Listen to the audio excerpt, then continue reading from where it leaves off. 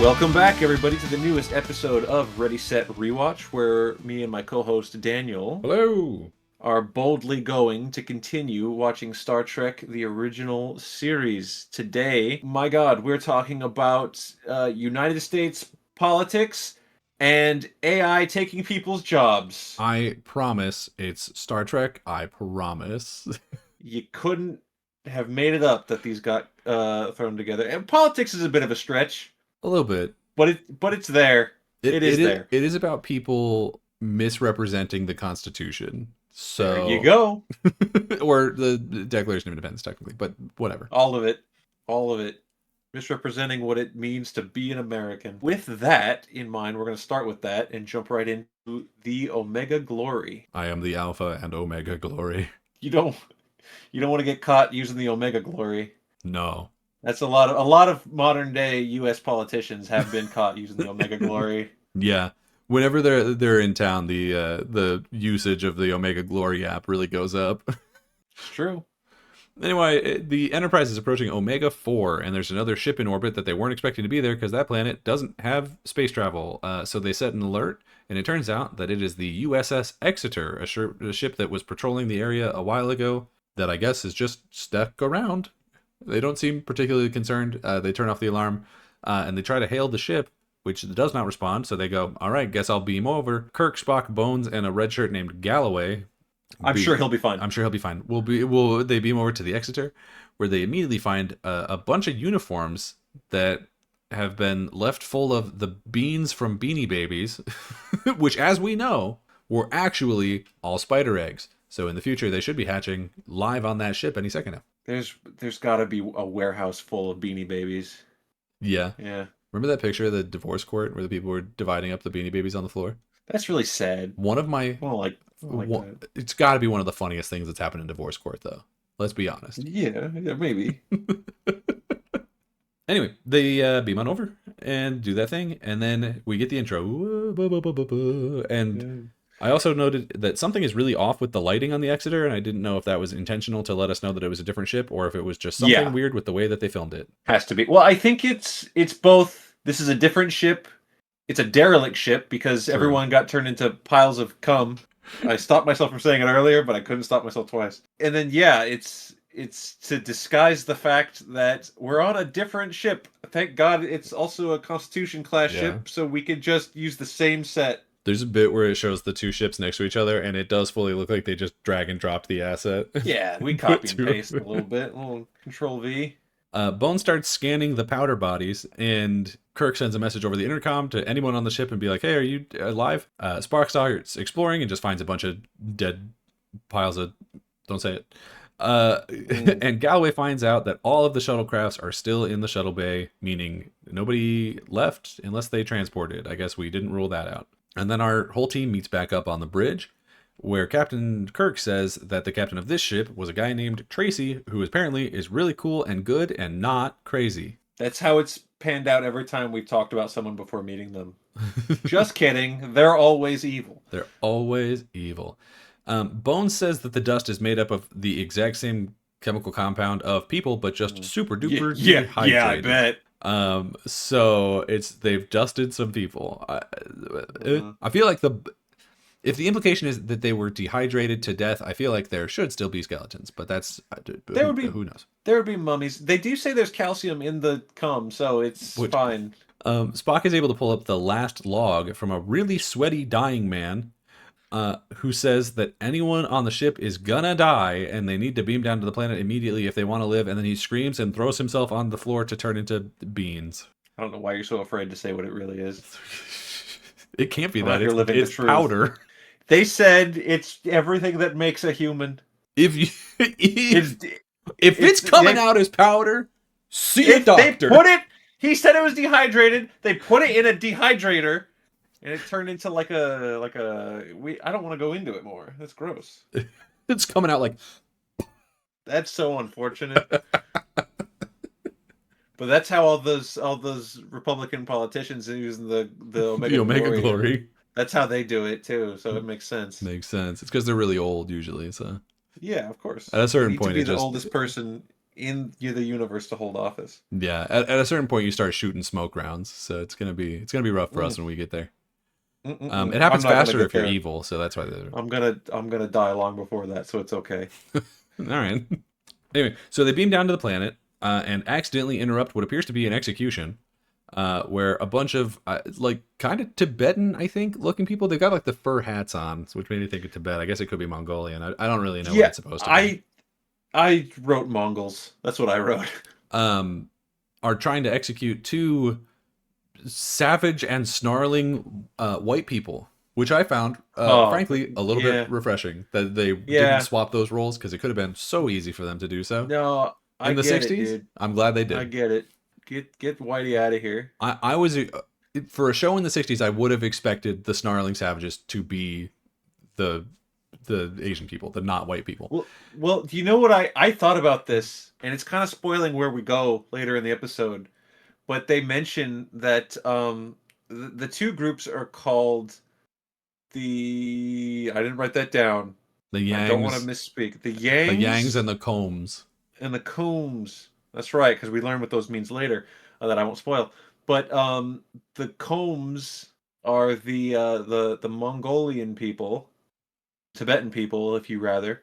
I do think it And is more Tibetan, but it doesn't. It's neither, really. I guess. yeah, no, they're the Combs, Well, they're in space. and the, we we are told that there's a lot more of the Yangs out there in the hills. Yeah. And it came to me that I was like, well, they couldn't find that many Asian actors for the episode. They could find a lot of white people. So, Fuck me, man. That's possible. Although we never really see that many, so maybe I think there's like a whole room. there's a room full at one point, but there's a whole like town full of the Combs. I don't know. It's probably about equal. We Either see way. one riot. It's fine. Then Captain Tracy shows up, and he seems to be in charge of the thus unnamed group of Tibetan-looking people, the Combs, who he then tells to lock up the savages. And this is where I wrote, I think it's cool that they made the savages the white people instead of the other people, because genuinely surprising that was the case. And I was like, wow, we did something. We were mid-execution. Did he just postpone the execution? I mean, we're going to see in a second that they get thrown in prison. So yeah, I don't know what the plan was. Just maybe he just didn't want them. Take Kirk inside and finish it. As far as I'm not telling you, I'm not for it either. I'm against it. So, but I'm just we needed that. You got to do your business. We needed that Yang character for later. Yeah. So, anyway, a local man called Wu. Maybe they're Chinese. I think Wu is a Chinese surname. Anyway, we're thinking about it more than the writers did. That is true. Also says, quote, they have fireboxes, meaning that our locals know about phasers, which they shouldn't. So Captain Tracy has for sure violated for the 100th time the Prime Directive. This is also we find out that the white people are called Yangs and the Asian people are called Combs. So that's what we will refer to them from here on out. Tracy also confirms that they can't leave the planet or they will die. He says basically like there's something about the planet that makes you immune to whatever the thing is, but now that you've been to my ship that was already infected, you're fucked. So you live here now. We get our first commercial break. And when we come back, Bones has begun looking for a cure. He's like, waste no time. He's just like scanning shit, and saying that they are for sure infected, but something on the planet is immunizing them. He's basically just confirming everything that Tracy said. And he says that the infection resembles a bioweapon. Interesting. Spock then comes in with Galloway, remember him, having been stabbed by some Yangs in the hills. I will remember him. I'll remember him fondly. And they say that there are thousands in the hills getting ready to attack, but then they also say that they found a pile of Yang corpses having been killed by phasers, which I just want to say, traditionally when we see people get killed by phasers, the bodies get disintegrated, so I don't really know what they found, but who cares? But basically they find like a bunch of, I guess, they call it power packs of just like basically refills for a phaser. So they know that it had to have been Tracy that killed all these people. And it's probably also why they know what phasers are, because he was out there just zapping white folk in the hills. Like a wizard. And you don't attack after a wizard kills like hundreds of you. You just stay in the hills. That's what I'm saying. But unfortunately, That's wizard territory. We're not going over there. that's wizard zone. We can't be fucking with any of that. But Spock also says, since we now know for sure that Tracy has violated the Prime Directive, it does mean that, like, apparently legally Kirk needs to confiscate his phaser. Even though Kirk has violated the Prime Directive, like, a lot of times. But we're just not going to talk about that. But he did it differently than this guy. Well, yeah, she didn't do it by shooting a bunch of dudes. So Yeah. it's not as bad. He's better. Although he did almost shoot that one guy from the Space Witch episode, and Spock had to stop him. Whose side are you on here? I'm just on the side of truth and law. But just then, Tracy comes in, phaser already ready, and he sees Galloway move 1 inch possibly toward his phaser, so he kills him because we were done paying his day rate. Captain Dickhead over here. Captain Dickhead. Tracy then takes a communicator away from Kirk and tells the Enterprise crew, namely Uhura and Sulu, that the landing crew was not immune or whatever, so they're now fully unconscious. But Kirk yells for Sulu to alert him and promptly gets knocked out by one of the combs. Later, in a side room, Kirk is being held prisoner, and Tracy comes in to tell him that there's no disease on this planet, and he wants to find out how and why, because the people here now live into their thousands. So he wants to figure out how that is happening and turn it into a sort of serum that lets people live effectively forever. He's looking for the fountain of youth by draining it out of comb balls. It's all gonna come back to the yeah. So Kirk tries to fight him and loses. So he gets his ass kicked. I've never seen that before. By an old man. Yeah, like Kirk 1v1 versus another combatant. He beat a caveman of any age. I've never seen him. Normally, when Kirk gets like beaten, captured, knocked out, he's either like completely blindsided or it's like a bunch outnumbered of dudes. like 3-1. I've never seen him just go full on against one other person and just get his lights knocked out. Right. Well, and to be fair, we do get captured like every episode at this point. Yeah. But you're right. It is weird to see him just get his ass beat by this old man super fast. And he gets thrown into a now more proper prison cell with that Yang from earlier, who is a big blonde guy. And of course, there's also a hot redhead one. And I was like, they're definitely going to kiss. But then, spoilers, they don't. They don't. Kirk doesn't even really talk to her ever. So I think that's he at one point grabs her and uses her as a human shield, and that's kind of it. That's true. Maybe Shatner specifically requested. He was like, "Can I touch the lady?" They were like, "We would prefer if you did." It's your show, dude. It's your... Do what you want. Cameras are rolling. We'll see. It's your circus, dog. So Kirk has to then fight the gang to, of course, the Amok Time music. That's right. Because that's a great theme. That's what we do. When there's a fight, it's Ponfar time, baby. And I wrote, this fight goes on a while. I think this fight is like fully 3 minutes of the runtime. Well, Kirk knows it too. He's exhausted, yeah. I love the exchange where, I don't think it's right here. I think it's when we cut back, but the exchange where Kirk says, like, don't they have a rest? And Spock's like, well, if they did, one could keep you busy while the other one rested. And then switch. Granted, the lady's not like, super fighting, but a little bit. Thanks, Spock. It eventually ends when the lady gets too close to the bars of the cage, and Spock is able to reach over from his cell and give her the neck pinch, thereby knocking her out, which the other guy is neck her out. Necking her out. That sounds dirty. This is a dirty episode. You started this. This is your fault. It came about, with no pun intended, it came about naturally. I don't know that it did. Meanwhile, Bones is researching the medicine because he's being forced to by Captain Tracy, and being fed by a pretty Tibetan lady, and that's his whole cutaway. He takes note of the fact that it's a pretty lady. Kirk is fighting for hours, and Bones is just like getting fed grapes by a hot lady. Yeah, it could be worse here, to be honest. He's like, we should stay. Back in jail. We spend a lot of time in jail cells in this show, is what I wrote in this note, and I agree.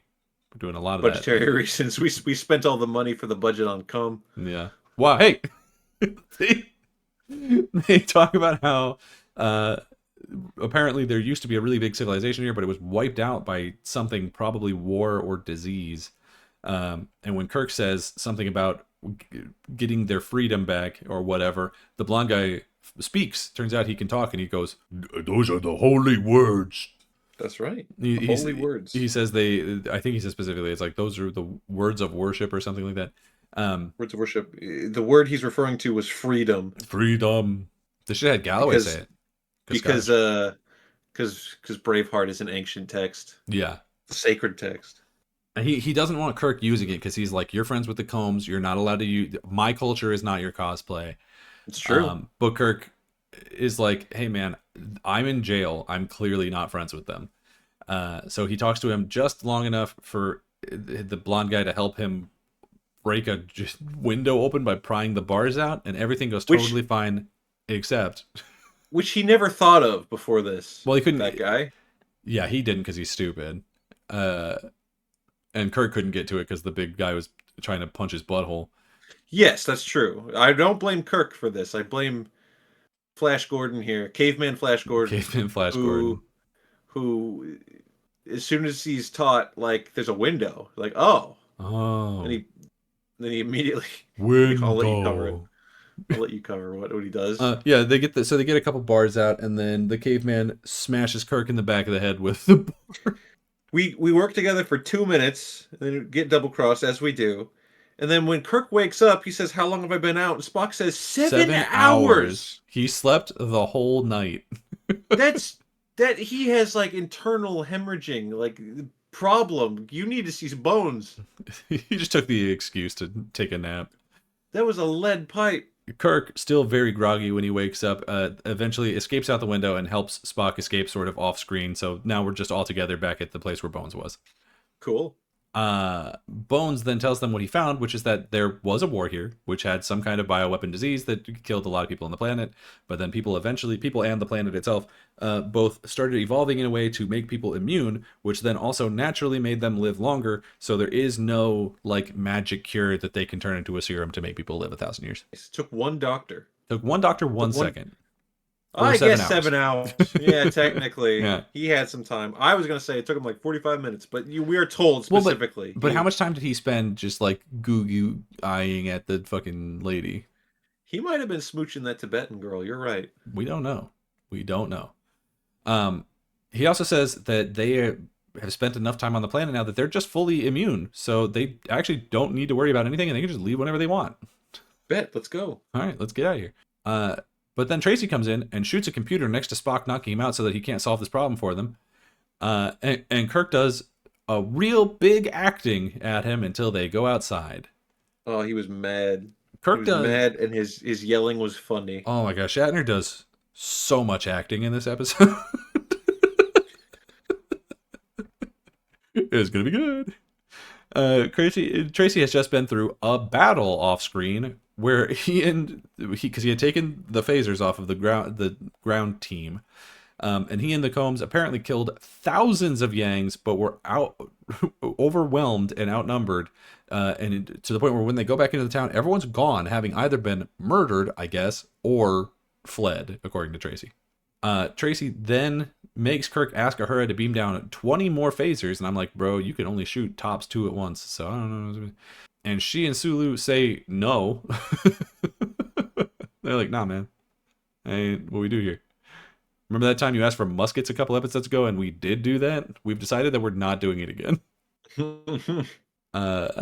So Kirk and Tracy fight until they are eventually caught by the Yangs, who are now rolling into the town. And then, while captured once more, Spock and Kirk start theorizing about the name of the Yangs, and this is where the episode goes some places. It kind of becomes, I don't want to say it becomes a different episode, because we've had other episodes that just turn on a hairpin and become something entirely different. This goes to the conclusion that it was always going to reach, but under a completely different light and context that makes you go, huh? Excuse me? You go, what are you fucking... Anyway, they're like, the Yangs. Mm-hmm. That's got to be the Yanks, the Yankees, and the Combs. That must be... Like a jump. That must be communists. That's a bigger jump. So they then theorize that the war that almost happened on Earth, the Cold War, I guess, uh, Sure. did happen here, and that the communists won. So then the white people got pushed out into the hills, and then a big plague I happened, and then 100 million years passed, and now we're here. guess. I mean, if it is the Cold War, we were also fighting white people. Yeah, that's the only. Well, it would either have to be that, or I guess Vietnam technically was also, but these are clearly not Vietnamese. They're wearing fur Kirk, hats. it's also it's not right here. It was earlier, I think, but Kirk also does use the term yellow in a way that I did not like. He sure does. Yeah. But yeah, so apparently the combination of a huge war and this disease has basically sent them back to the Stone Age, where they're restarting. But now the formerly communist group is the dominant species of the planet in terms of power, not numbers, evidently. Yeah. It, but unlike the time that some asshole decided to introduce the politics of Nazi Germany to a small up and coming planet, we're not told how the American Constitution made it out here. Yeah, I guess we're to assume that I don't even fucking know. Like it was there's just no. an American. No, but They just we did it. don't It's unrelated. we don't do. It's not like we're like this is the American colony in space and this is the Russian colony in space. This is the Chinese colony in space. Mhm. We don't do that. This is the Federation to set up a colony here. Right, which is not even what happened here, because this is a So completely it's differently evolved yeah, group. yeah. But Yeah. like so they were a long time ago that they warred with each other, wiped each other out to almost extinction, and then came back up, and they just had Constitution stuff. I don't know how they got it. I don't understand. Maybe I'm an idiot. No, the problem is that Gene Roddenberry, hallowed be thy name, Hmm. he wanted to talk about real world politics in a lot of these episodes, and so they went to different planets that were legally distinct but could be so many different times can be just described as it's Earth but, right? Yeah. And so like that's just what this is, and I guess he couldn't find a more he or maybe he was just like, we got to be on the fucking nose about this one. It was just like, literally, we're gonna, I mean, like the my next bullet point says, before Bones can tell them that that's fucking stupid, an ROTC Mhm. caveman comes in with the American flag, and we get a really Yeah. bad digital zoom. He sure does. He He sure comes in, and does. then the caveman from before, the blonde guy who was in the prison cell, starts saying the Pledge of Allegiance, but in bad Latin, which, oh, he also announces that his name is Cloud William and he is the chief, because there's also a thing that they throw out there where they're like, the white people have become Native Americans, which is fucking crazy. Yeah, you lost me there. They were like, because the thought process went like this: the white people went Mhm. out into the hills and lost everything that they've ever had, and therefore became Native Americans, Mm-hmm. implying that the only difference between white people and Native Americans is technology or something. Is that what we're supposed to take? It's the 60s. Fuck me. I don't know. It's whatever it is, didn't like it. But yeah, just identifies himself as Chief Cloud William, and then starts saying the Pledge of Allegiance, blah, blah, blah. Kirk finishes it for him in actual English, and they go, oh my God, you know the words? Except I don't think they know the words, so saying it in English like wouldn't necessarily be the... Yeah, they don't get it. They're just reading and I'm not even really understanding how they're reading it, the word correlation. It's not like they're mispronouncing words. They are just saying it. I think it's like supposed to be Latin, but it's not good Latin. Like I don't think it's... But there But it are a wasn't couple words that... it wasn't written in Latin. In fact, when No. we see the paper, it's in English. It's in the King's English. So this is one of those things where this episode's not held in high regard. I think No, on IMDb it had like a 6. we're about to get one of the most ridiculous pieces of overacting in Shatner's entire fucking career. But I'm just saying, if somebody comes across this and wants to come to the defense of this episode, please let us know. Let us know. If we missed something here, because I'm not understanding. I mean, like, I get it. I didn't like it. No, I understand what the writers were trying to do. I mean, in the world, I don't understand. Sure, right, yeah. Anyway, he's like, how do you know the words, the Chief Cloud William? And he's like, "Oh, we had a tribe a lot like you back where I come from. We're from space, basically." Uh, Second and star to the right. and then Tracy, who at this point is really sweaty, and I wrote he looks exactly like that guy from the Asylum episode from season 1. You know what I'm talking about?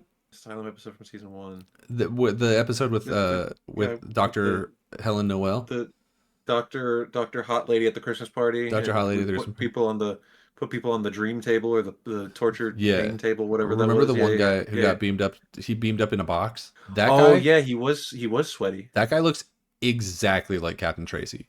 That could be Mm. literally the same actor. Well, now I have to find out. Give me a second. Go on, please go on. Okay. They end up arguing, Tracy and Kirk. And Tracy is trying to say that he speaks for their god, who is, I guess, I don't know, George fucking Washington or something. George Washington would be the guy, even though he didn't write the Declaration of Independence. So maybe Thomas Jefferson. From what I understand, I don't know if George Washington could write. He seems like he was not an educated fellow. His teeth keep falling out. He had fucking donkey teeth. What a crazy man. Our first president, insane. It makes sense though. It makes Seeing where we started and where we are now, it makes fucking sense. Yeah. And then Tracy is like, so I speak for God. That's Satan, pointing of course at Spock, because of course. And then the tribe people open a book to a picture of fucking Spock as the devil. Well, that's just unfortunate. I don't know how Tracy knew that was in there, but that's fucked, man. And then that's at least twice now that Spock has been called the devil just because he has pointy ears. Yeah, including once 2 Nazis, which is crazy. So Cloud William is like, hey man, if you are, whichever one of you is actually God or whatever, would know the words on this piece of paper. And a guy brings it over to him, and he starts reading in really bad English, or really bad, probably Latin. I actually don't know. And neither of them can figure it out. And so Tracy jumps on it real fast, and he's like, see, he doesn't know the words. He's afraid to say them because his tongue will catch fire or some shit, because he's the devil. All right, hang on. You're not ready for this. Hold up. Okay. So the actor that plays Tracy in this episode is Morgan Woodward. As many actors that appear in Star Trek in these bit parts, they're just on a bunch of TV shows at the time. This guy was in a lot of westerns. Sure. He was in like Cool Hand Luke, it looks like, and Life and Legend of Wyatt Earp, etc. He was on Dallas. But more importantly, he guest starred in 2 episodes of Star Trek. One, of course, being the Omega Glory, and the second, which is actually the first because it was first, Dagger of the Mind, where he plays Dr. Simon Van Gelder, Deputy Director of Facility for the Criminally Insane. Literally, I'm a genius. I'm the fucking smartest man that's ever existed. You saw a guy and knew that he was another guy. Congratulations. Had he not been as sweaty in the second episode, it was the sweat that identified him. I that's why it takes 2 to tango. We need both of us to do the show because I didn't fucking remember at all. And why would you? He's not a super important character. It was the sweat. I remembered the sweat. But he's important now. Also, he was born in Fort Worth, Texas. No shit. He went to the University of Texas at Austin and the University of Texas at Arlington. Huh. I went to one of those. Mm-hmm. Briefly. Didn't graduate from it. Mm-hmm.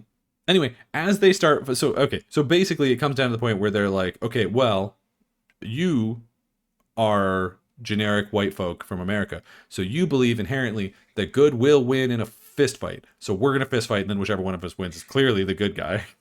Yeah, Kirk kind of just talked himself into a trial by combat, not really seeing... He does a lot of trial by combats, and he usually wins. And I think he just wanted a rematch to the guy who kicked his ass earlier. Yeah. But while they're fighting, Spock uses brain magic to make the hot redhead one from earlier pick up a communicator and alert the Enterprise to what's going on, I guess. He sure does. We just MacGuffined into a new superpower for... I guess it's kind of similar to him using his, like, mind meld through the wall to get them to unlock the door. But, like... Still, yeah, he's done... This isn't egregious. We've kind of seen him do similar things to this before. I'm willing to give this a pass. What I am mad about is it didn't matter. Because Kirk does win the fight. He does win the fight, yeah. Well, and it's like... I feel like this is a power. Vulcans are super smart, and I get them having like the nerf pinch, and I'll even let them keep the like. It makes sense to some level them having the mind meld where they like touch Mm. and whatever. Sure, cool, whatever. This I feel like is a thing that, having watched like 10 episodes of Next Gen, this feels like a thing that should be what is it, Betazoid? Is that what the fucking is that what they're called? Uh, fucking Is that what the psychiatrist on the Oh yeah, that what she is? This feels like the kind of yeah. thing that she should be able to do, is like get into people's heads and like, ooh, because that's what Cause she's fucking, she's an empath. because she's an empath. So she's like kind of a mind reader. She's Star Trek Jean Grey. Am I crazy? Am I stupid? Maybe. No, yeah. Deanna Troy was half Betazoid, Noise. and her mother was played by Gene Roddenberry's wife, Nurse Chapel. And her manservant was Was Lurch, Lurch who was in the this show, second Lurch? No, wait, the first. Wait, one of the Lurches. who was an android in this show. It all comes Yes, full that's circle, true. baby. Yeah, we knew. Uh, Kirk wins, but he chooses not to kill Tracy as the Yangs clearly want. Sulu then beams down with Leslie and some other guard to take control of the scene. And Kirk, now being, I guess, thought of as God by these people, American God, sure. American Why God, not? um, walks over and takes the parchment from the older Yang guy. And oh, check this out. It's the Declaration of Independence, as stolen In true, by Benjamin Gates. in true. Oh yeah, that's true. Oh, but we referenced him in a different Ah, thing, fuck. so that's not gonna. Damn it. Uh, yeah. In true American fashion, Kirk's like, no, you read it like this in English. Yeah. And he reads the first paragraph probably of the Declaration of Independence in the biggest, most overacting fucking scene chewing. It's, oh my god, it's in some ways incredible, and in other ways very the most cringe thing that's happened in the show so far. Yeah. The his delivery aside, the imagery of Kirk reciting the Declaration of Independence to a bunch of what they have called savages. Right. Which thankfully are It's white people. next level. So what about that? What about that Prime Directive? He right, and he's also, and I get it, because so I get what they mean by it. So the Constitution and the Declaration of Independence apply to all people in America. That's what it says. It's also all peoples in America, not citizens, which is a thing that some people in government could learn. However, the part where he's like, you need to apply your government to the Asian people comes off Mm, a little rough mm, to me personally. mm. Anyway, especially considering because when they take the city, they're like, this was the last of the Combs places. So That's fucked it up. like kind of feels like they've just genocided all of the Asian folk off of Omega 4, Omega Glory 4. A little bit. You took away their wizard that protected them. Jesus. Who was the bad guy in this episode? It's hard to tell at this point. Probably whatever was going around turning people into cum. Yeah, we had to bring it back. This is where the episode ends. Is he basically just like, this is what the Declaration of Independence means. I'll leave you with that, and I'm gonna fuck back off into space. And he takes one last. I thought he was gonna salute the flag, but he just took one last mournful, meaningful look at the American flag, and then they fuck off into space. The flag should have saluted him. Honestly, if that had happened, I'd have given it an engage. One last thing that I do want to point out in regards to parallels to modern day America. A lot, yeah. Bones has a line that I quite like that says, as Kirk is going into the trial by combat, he says, I found that evil usually triumphs unless good is very, very careful. Yeah. I mean, that's it. That is a good one. Fuck, man. Okay, so You got some trivia? the interesting trivia. Yeah. So this was one of the original 3 scripts No. that was pitched after as the new pilot after the cage didn't take off. This feels They so pitched- strongly if we were running out of time, like ideas, and you're telling me it was the first one. Roddenberry pitched this Where No Man Has Gone Before, A which good of course episode. is the one we got. And I don't think you'd be able to guess in a million years what the third one was. Is it not The Cage? No, so after The Cage had already been shown and they passed on it, they pitched three more Oh, scripts. okay. So it's Is where it? No But Man's it is Gone an episode Before. we've seen. Oh yeah, it's happened already. Was it? Was it the one with the little pizza lasagna? The Little little, pizza lasagna. the little Horta guy you liked so much. Oh no, I do love him. Nope. It was Mud's Women. Get fucked. That's so funny. That's so funny. Can you imagine? Do you think the show would have genuinely? Because clearly the best episode of those three is the one they went with. Yeah. What do you think the trajectory of this show would have been if episode one was we've got a fanciful space like bard selling women? I mean, that was early on in the season. It was, but it wasn't a tone But setter. it wasn't. Yeah, man. If that was the second pilot, if that's what they had filmed and like turned in, Jesus Christ! If we went from The Cage to Mud's Women, I don't think we're. I think they pass. I think they're like, no, we're not doing this. well, because it wasn't the thing that the producers didn't like about the original was that Margelle whatever was like that there was a woman who was the number one, right? Yeah. So if their So response like, to that was like, what if women were objects? What if we sell them instead? Yeah. Like, So going along with this, not being the second pilot that they were pitching, Thank God. Roddenberry also wanted to produce this script early in the first season, just like Mud's Women. Sure. But NBC thought the script was weak and ordered the staff to shelve it for an indefinite time. Then eventually they got back to it, and Roddenberry said, "Let's do this now." And they said, "Fine." Well, I do know this as a fact, and I apologize because maybe you were gonna throw this in on the because we're about to finish season 2 with the next episode that we record is gonna be the end of season 2. But isn't the show wasn't the show gonna get canceled after season 2? So maybe he was like, I gotta get it in before the show dies. That's probably what he was thinking, yeah. Because here's the next thing: this episode aired, and leading up to this episode, there was a big, I believe it was fan-led campaign. Yeah. A fan letter writing campaign, led by, I don't know how to pronounce this. Maybe true cool Star Trek fans know how to pronounce this, but the name is Joe, I think. It's BJO. BJO is the name. Is it just B Joe?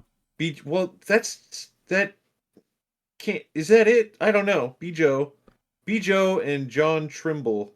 They had the massive fan letter campaign, which I think was like given a big endorsement by Roddenberry himself. Makes sense. He wanted to continue to work. So when this episode aired, there was I think after the episode stinger that said in an announcement that we're picking up a third season, and the exact quote was, "Please do not send any more letters." Can you imagine? Okay, can you imagine, right? You're like, I know my favorite show is getting canceled, which famously, like, Star Trek didn't become famous until syndication, which, so, like, that's not a huge fan base, I guess, right now. Not enough to have it not get canceled out, clearly. And you're like, we find, like, you're in the middle, or I guess the end of this long-ass thing of getting every friend and every person you know to write a letter in to try and save this show. And then you get Captain Kirk passionately reading the Declaration of fucking Independence. And they're like, hey, guys, it worked. This is the episode. When you're like, maybe I don't want more of this. No, we need to get the Spock's brain. That's what we need to. Think about that too. People keep telling us. That that's the worst episode. In the comics. Yeah. And after the writing campaign, after they're like, fine, we'll do a season 3. That's the first episode. The first episode of season 3. I keep seeing it on the thumbnails, and I'm like, oh fuck. I know that season 3, like, famously is awful. So I hope there's a couple of good ones in there, but I do know people like good shit in there. Okay. Yeah. Dear Lord. Have mercy. Hey, yeah. So illogical, right? Yeah, for sure. This is okay. A lot of the time where I'm like illogical, my reasoning has been I wouldn't tell people to watch this episode. I 1000% would tell people to watch this episode. I would be like, this is the stupidest shit. You gotta watch it. It's literally illogical. It's the fucking stupidest shit. It's top. It's so. In some ways, it is so entertaining because you're like, he's just reading the fucking Declaration of Independence. Mm-hmm. Well, I think that wraps up that one. Yeah. I mean, we're gonna move on now. To the Ultimate Computer, which, dare I say, is a much better episode. It is. It's also very fitting with current times. It's crazy, these two episodes back to back. I was like, dear God, I know exactly what the conversation is going to be for this episode. So, the Ultimate Computer starts with the Enterprise approaching a space station that kind of looks like a butt plug. And the second they get close, the station calls before they can even call them. The station calls the Enterprise and says they're beaming someone over and that he's maybe already in the transport room. To which I was like, shit, bitch, like, slow down. It turns out that it's this guy named Commodore Wesley, not to be confused with Wesley Crusher, who is not born yet. He says they're going to do a war game where the Enterprise is going to be guided by an AI called M5, the M5 Multitronic Unit, because they want to test out this computer brain to do computer brain stuff, I guess, to replace the crew of the Enterprise. Most of the crew will be removed because the AI will take their jobs, literally. And only a crew of 20 will be left behind, although it seems like even some of those are redundant. They're just there, I guess, in case. Well, they certainly don't feel that they need Bones, but Bones and Kirk and Scotty. He's a series lead, so we need him. Anyone with a name that isn't like Leslie or Kyle need to be on the fucking And they're like, just sit back and let the computer do the work, and then we get the intro of like, we're replacing you.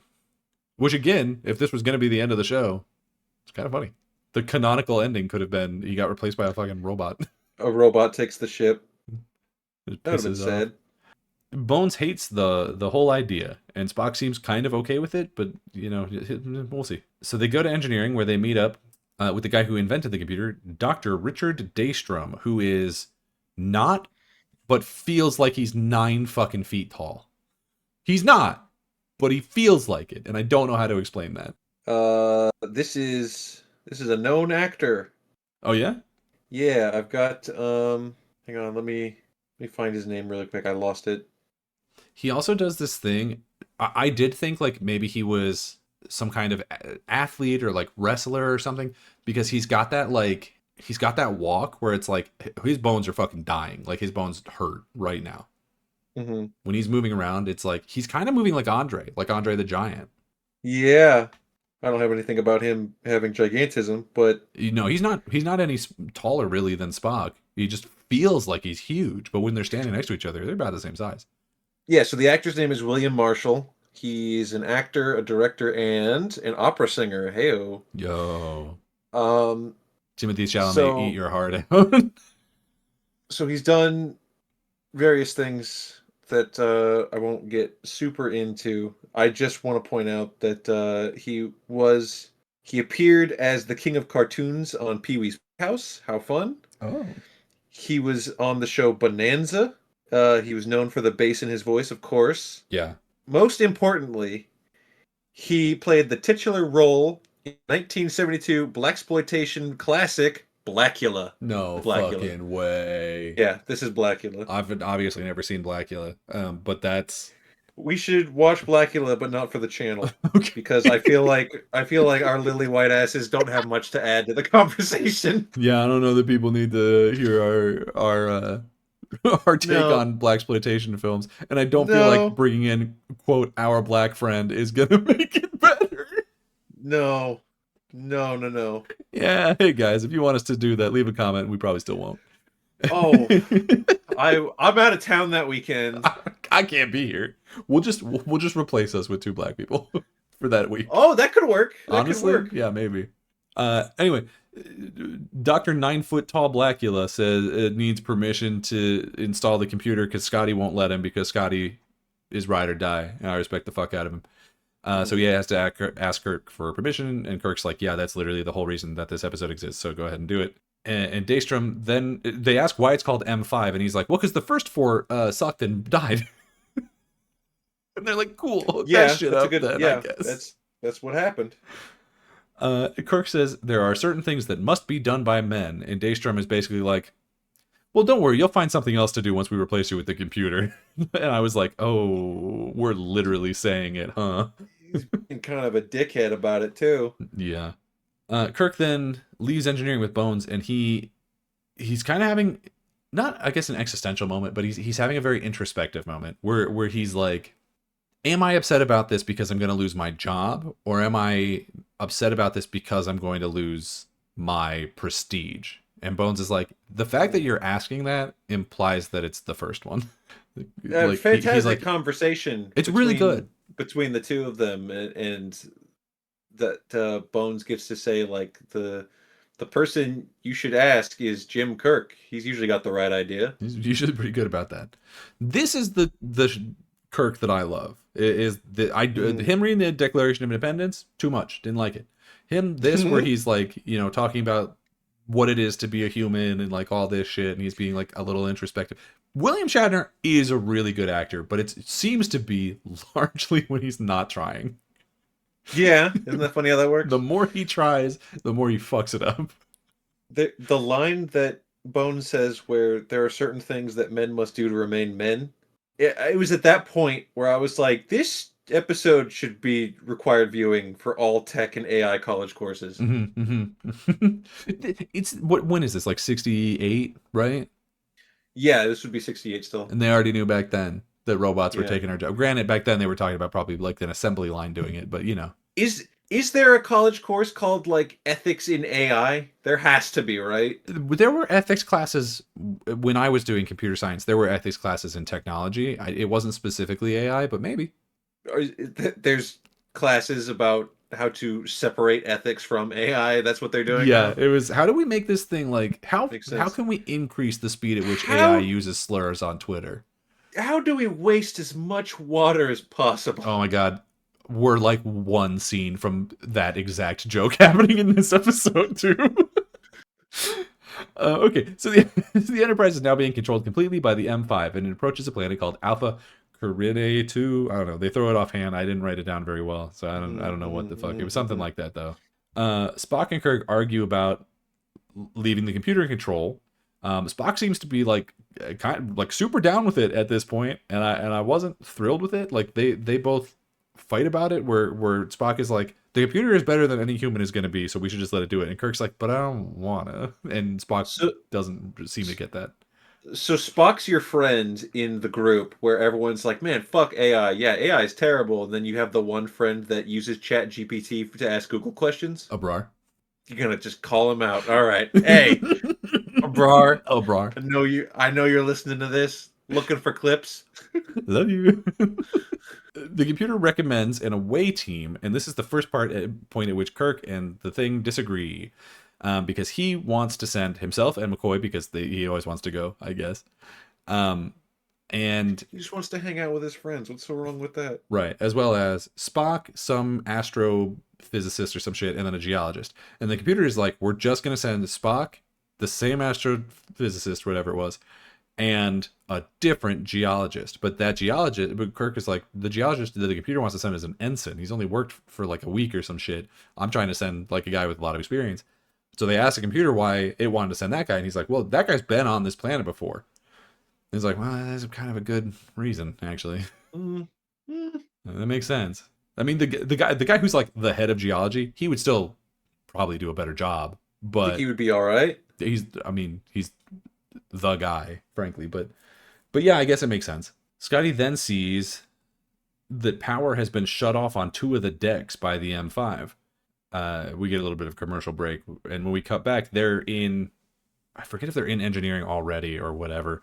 But basically, Daystrom is like, oh, well, decks 4 and 5, that's where people live. And we fired all of them to replace them with the computer for the day. So That's right. we didn't don't need power people. there. But then Spock says that the M5 is drawing more power than it was earlier. And Daystrom is like, well, we got to pour a lot of water Yeah. into Well, it. This data center's taking a lot of energy. yeah. I mean, what? Come on. We need it. he says this is one part where I think it's just like 60s tech, like they didn't really understand it. But Daystrom is Mhm. actually right. He's like the computer is working harder now that it's actually like doing shit, so it needs more power, which is correct, sort of. Like it would have more of a draw. It would put off more heat. That all is true. And they're like, no, that's not. Like I think Spock even specifically is like, no, that's not how that works because computers back then like couldn't do shit. So Mhm. maybe they didn't know that at the time, but like technically Daystrom is right here, even though they seem to be acting as though it's not. The episode plays it as a lie, but it's not.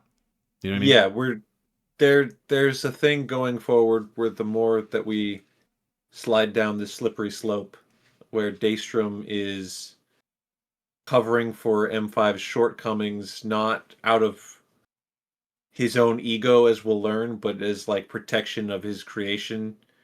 We get more into Daystrom's goals, his altruistic goals, Mm. uh, in a second, but he is spinning some fucking bullshit about this stupid ass He computer. I'll tell really you. is. He's spinning a line that I'm not buying. Mm-mm. Um, so uh, Kirk also says something about he's like whenever they're talking about the crew, he says something about like, oh well, it's just a difference in judgment, and then Spock and Daystrom are like, oh well, it can't make judgment calls, like it's just saying shit. And I And was it like, shouldn't be in charge. well, but then after the power conversation, they're like, oh well, it can only like regurgitate information. I'm like, that's fucking AI, dude. Like it can't And it come up shouldn't be with in anything. It's charge. just like regurgitating. Like that's not exactly what they say, but it's basically what they're saying. And I was Mm. like, bro, fucking, how did Roddenberry know this shit? It's They 60 fucking 8. Computers can't even well run fucking can AOL. can I can I give you a little not a spoiler but a hint to one of our fun facts? Sure, he's a computer. Roddenberry didn't know this shit. He didn't write this episode. Oh shit. Uh, Anyway, two ships appear, two Federation ships, to begin an attack for the war games. It's all mock. It's not real. They were just playing around. We just playing. And it's that Commodore from before Wesley and one other ship. And the Enterprise just they treat it like it's expertly, but it doesn't look like it's doing anything all that impressive. Just like kind of turns and shoots at them, and then they're like, "Wow, what a great time it had!" And it's doing Like amazing. like when Han Solo said he's got a few maneuvers Yeah, and he just goes to the left. Spock says that he I actually don't remember if he says this specifically or if it's just like this is just what I took from it. But he's basically like, I don't love that the ship just like shot without being ordered to. Yeah, And then problematic. he says something about like a ship runs on loyalty, and I was like, this is a really good point. It's weird that Spock's the one making it, but I do like it. I like the point. He's like, it's loyalty to one man. It's one captain who like it's his vision.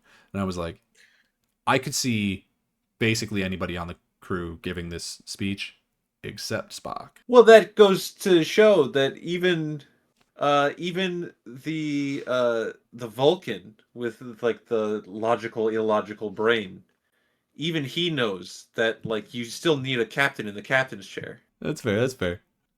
So Commodore Wesley calls over and he says the M5 did a really great job. Wow, awesome. We all love AI. Remember that time it made the video of your favorite actor doing something illegal? Probably. Cool. And then he says congratulations to Captain Dunsel, which then leads to Kirk getting sad and leaving the bridge. This, yeah, and then I don't remember who. Someone's like, "What does that mean? What does that mean?" Bones. And they're like, yeah, they're it's a fucking insult. You just called Kirk useless in front of everybody. Yeah, it's like it's a thing from school, I guess, that's like referring to a piece, like a part of a machine that is useless and superfluous. So it's like, oh, great.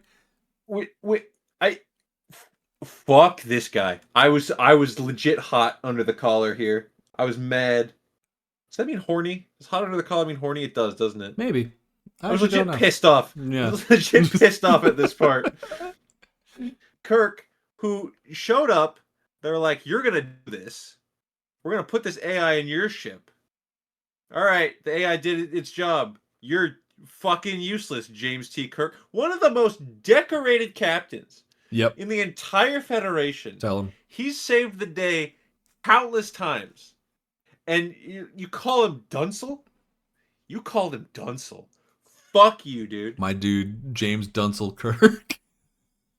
I was legit mad. Oh Like, wait, no, Dunsel Kirk was that battle in World War II. that's funny, but it was World War One. Fuck! I didn't see the movie. um, Bones meets Kirk somewhere and brings him drinks, and I wrote, "This reminds me of the first Doctor from The Cage, where his medicine was just alcohol." It seems like that's just a thing that Roddenberry like has in his head. Of like, this should be the relationship between the captain and the Doctor. Is like sometimes the medicine is just a good conversation and a stiff drink. No. Hot under the collar means to become very angry, annoyed, or embarrassed about something. So I Okay, was good. you're good. I You're was good. all right. The horniness was unrelated. We were talking a lot about cum earlier. It was We? we were both at fault, if I remember correctly. I don't think that's true. I think there was guilt on both sides. No one was innocent in that one. So Kirk makes a toast to Dunsel, and Bones is like, "Hey, don't do that," and he instead adds a toast to Kirk. And this is the second time where I'm like, in this episode where I'm like, you know what, the relationship between these two actually really good. I like whoever's writing this episode, is specifically these two moments. Fucking crushed it. Yeah, Did really good. It's Bones doing his third job on the ship. His first job is doctor, his second job is therapist, and his third job is Kirk's personal bartender, which harkens back to The Cage, where that doctor was a bartender. So I'm saying, I said that, yeah. Come on, it's good. I thought you were gonna say job 1 doctor, job 2 racist, job 3 psychiatrist. No. He's only racist to Vulcans, I believe.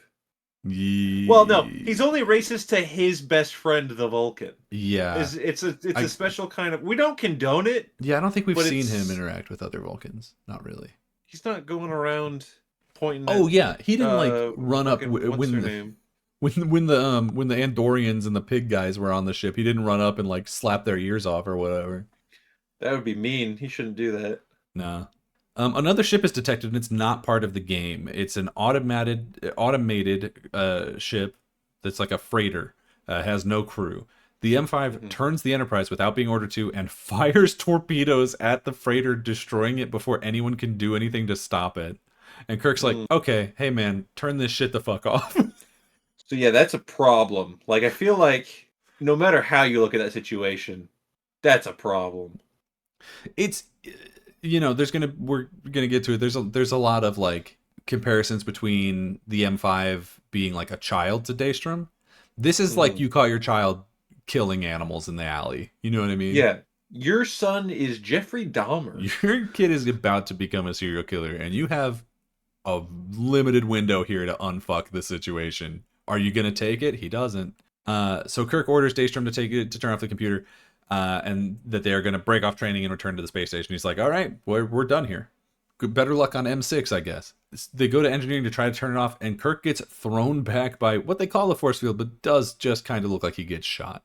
As the M5 refuses to be shut down. After a break, Kirk is fucking pissed, as he should be. And he demands that Daystrom turn it off.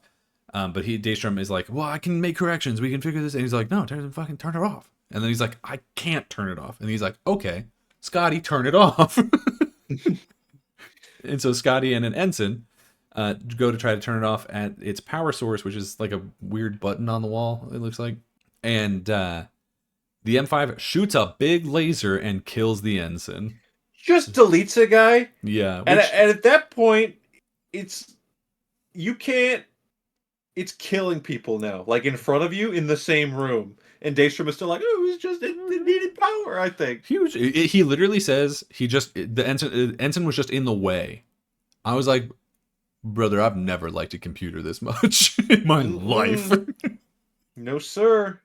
If your gaming PC does a little function and kills your gardener, well, that's a problem. Yeah. You have to admit, you have to see how on paper that's an issue. Yeah, I think at that point you just go like, I think I'm gonna go read a book. I think I'm done with this guy.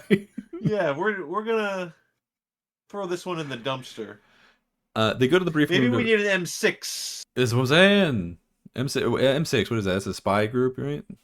That's MI6. MI6, yeah. That's what James Bond is. Whoa. So they go back to the briefing room and they make a plan to try and take back the ship, which has completely locked them out of now all controls. Daystrom continues to refuse to accept blame, saying that the thing is learning like a child. And then he says, Learning to kill. and then when Bones sort of pushes back on him on that, he like, oh Bones, oh you're just scared because you're dumb and you don't understand the technology. And Bones is like, it fucking killed it, dude. Yeah, I feel like I think the Enterprise crew is a little too jaded to losing people at this point, because this Yeah. whole ass man, we've had breakfast with this man in the mess hall. He's listened to Uhura sing. All right, he lived here, he worked here, he's gone. He's gone. And I don't think anyone in this room remembers his goddamn name. I bet Scotty does, but he doesn't really get another line in the episode. So It's not Scotty's place. Meanwhile, here's Scotty place. has a whole memorial. Oh yeah, like an XCOM memorial of all the fallen red shirts. Security and engineering is his department. All the engineers who've gotten blown up from a passing strafing phaser shot. Yeah. Meanwhile, Scotty's loading what appears to be a giant bullet into something inside a Jeffries tube. With Spock as they try to shut down the computer, or like reroute the computer so they can get control of the bridge back. In Kirk's office, Bones accuses Daystrom of helping the computer defend itself, and he's basically like, this is just like a parent protecting their serial killer child. Yeah. He was like, he says specifically, like, what is it if your child went quiet and unresponsive? And I was like, that's not necessarily a serial killer. That could just be like any mental illness. But I get what you mean, and it is the 60s, so I'll let it slide. Scotty and Spock initiate the manual overdrive, and Daystrom throws a huge bitch fit, and Kirk is like having to basically hold him in a chokehold to stop his 9-foot ass from climbing up the Jeffries tube and undoing whatever Scotty just did. But then it turns out that it didn't work. Up on the bridge, Sulu and Chekhov are still unable to take control of the ship, as the M5 has just rerouted bridge controls to, I guess, somewhere else on the ship. Cool. Mm-hmm. Spock then says the computer isn't acting logical. It's not acting the way a computer should act. So Kirk asks why, and Daystrom says that he made the computer sort of using a human brain.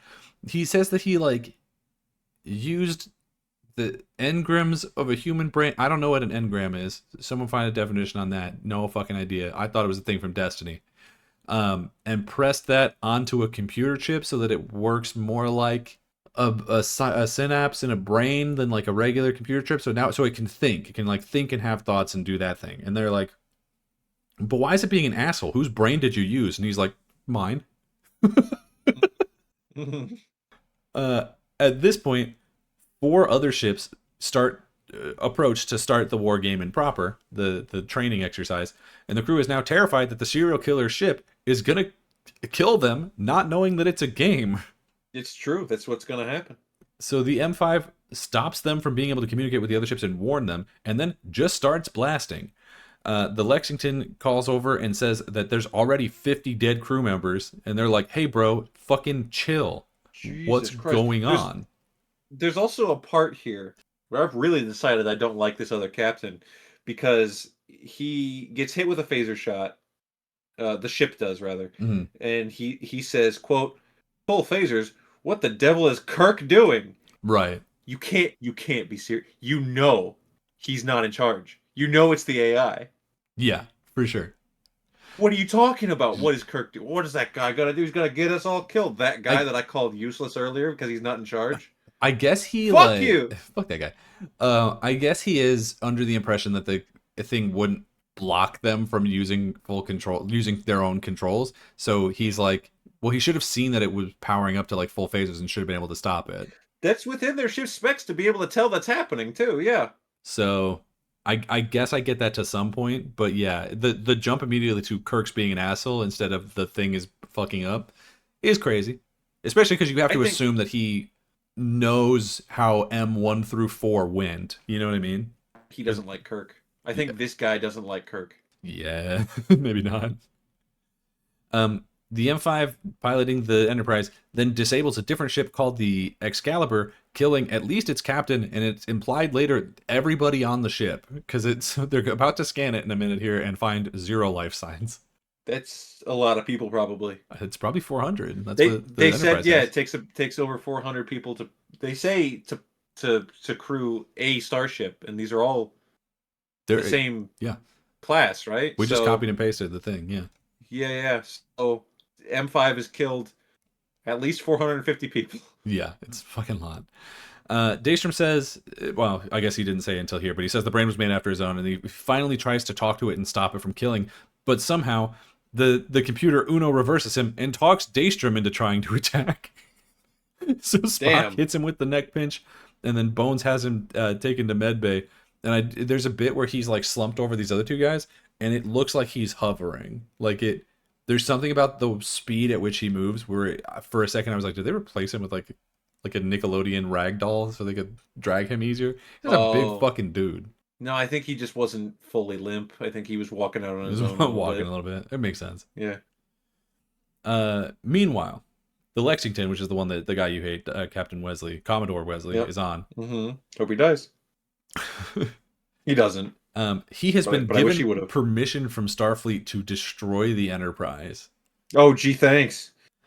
So him and the remaining ships move in to attack.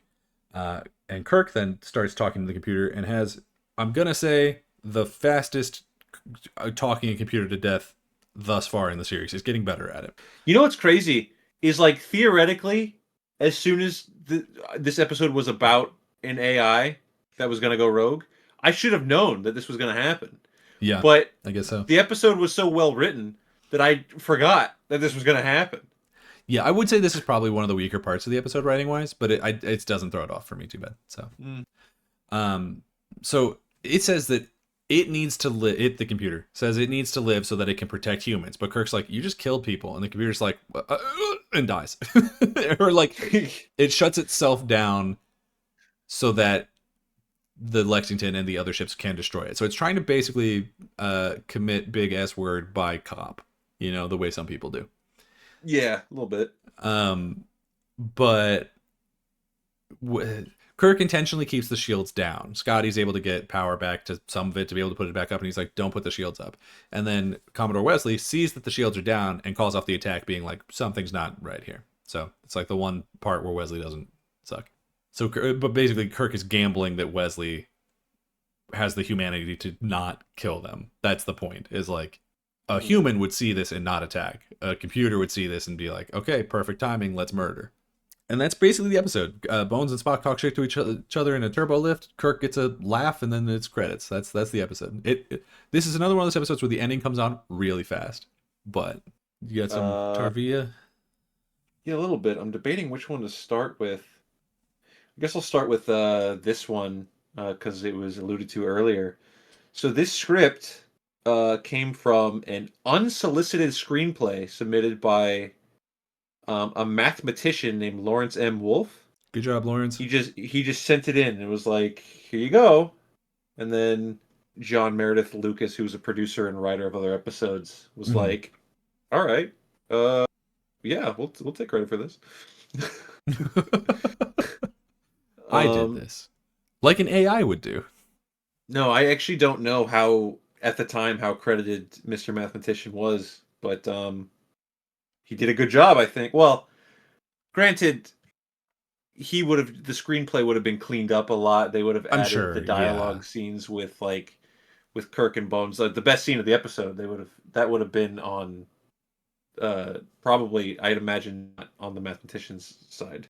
Ooh, in fact, it says DC Fontana, who is a person, rewrote much of the story, and as much of the original screenplay was focused on Daystrom and N5 with little emphasis on the show's regular characters. So there you go. The Daystrom Institute is named after Dr. Richard Daystrom and can be seen in Next Gen, Deep Space Nine, Voyager, and Picard. This dude gets a school named after him? Yes, he does, and it's an important one. But he sucks. He does suck, which brings us to the final interesting thing.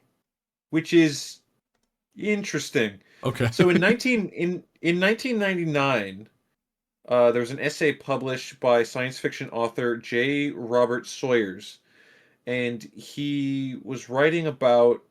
I think I said it wrong. It's Robert J. Sawyers, not J. Robert Sawyers. But he's basically talking about how the computer designed by Nobel Prize winning black cyberneticist during this era of, like, Martin Luther King, the Watts riots. It was a powerful, important statement about the black people, and especially seeing moments he writes of, like, seeing the white captain of the Enterprise deferring to a black person. Hmm. I understand what he's saying there, and I don't want to try to dispute it. But what I will say is, like, Daystrom was wrong. Yeah, he programmed a serial killer. He was wrong. He did start from a place of altruism, as he explains, where he's like, we're making this computer so that we don't have to do the dangerous jobs of traversing space, and we don't have to lose red shirts every episode. Hmm. Which is the exact opposite of what AI is being used for now. They want AI to make our television programming so that we can go toil in the fucking lithium mines. That's, yeah. So he was coming from a good place, but I think the problem with Daystrom is he had a teensy tiny bit of a god complex as well, and he Yeah. was tied to his little serial killer son, the killer Well, robot. and there is a bit that I sort of skipped over because I whatever, but where when he's talking to the robot before it tricks him into attacking, I guess he is implying that, like, he was, like, looked down on or bullied or something. So I don't know. Maybe that plays into it some ways. Maybe. I fully understand how seeing, as he says, you see an African American being referred to as Sir on television in the 60s by the white captain, right? I totally get that, but I feel like it's an odd example once you look at the context of the episode. Well, but I don't know about if they called him Sir, but wasn't there in the okay, what episode was that? They went to a space station and they were the one where Kirk gets put on trial. There's the guy in charge there is a black guy. Was it court martial? That would have been the one where Kirk's on trial, yeah. I don't know what his rank was. I don't know if he actually outranked Kirk or if he's just in charge of punishment or whatever. But it felt Sure. like he was more in charge than Daystrom was. I don't know. I guess just portraying an African American at the time as, again, a Nobel winning scientist of some sort. Sure, yeah. It goes along with the same thing of how, like, MLK talked Nichelle Nichols into staying on the show Yeah, because definitely. he thought she was real pretty, and other reasons. And other reasons, But probably. I don't know. This is we're not. It was one of the facts. We're not the right people to go fully in depth about it. Yeah. It's why we're not talking about Blackula, and we're gonna wrap it up. Yeah. But regardless of any and all of that, very good episode. I'm gonna give it an engage for sure. For sure, yeah. I would also give this one an engage. I think that's an easy vote for me, for sure. I think I'm looking at the list of episodes in season 2. I was originally thinking that it might be the best episode of season 2 so far, but the top 2 for me right now are Doomsday Machine and A Mock Time. I don't know if it beats those. No, I wouldn't put this even above Tribbles. Oh, really? Yeah, That's my number 3. yeah. I think this is lower than that for me. I think I would put it right above, but good episode. A good episode. And if you want to tell us how much About Blackula. about Blackula, yeah, if you want to tell us to record an episode about Blackula, we won't. But leave that comment. I will happily watch Blackula, but I'm not in a position of, I can't. Yeah, we're not the right guys for that. No, you don't. No one needs that. But you can leave a comment telling us all the reasons why we're not on Spotify or YouTube. You can follow us in both of those places. You can tell all of your friends to follow us in both of those places. You can like the show, you can do all of the things that all the people want you to do.